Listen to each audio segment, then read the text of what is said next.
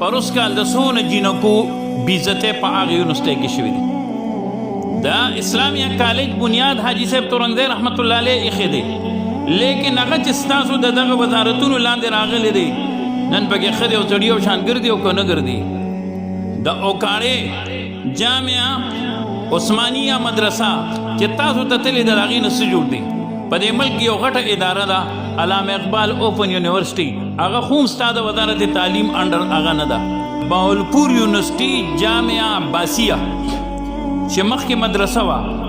او کله د هغې یونیورسيټي جوړه شوه پروس کال د څونه جینکو بیزتۍ په هغې یونیورسيټۍ کې شوي دي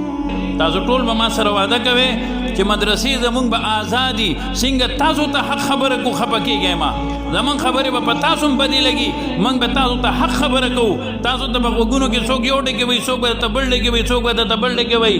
لیکن موږ غلامانه زندگی نه اختیارو او دا د الله د دین مراکز دي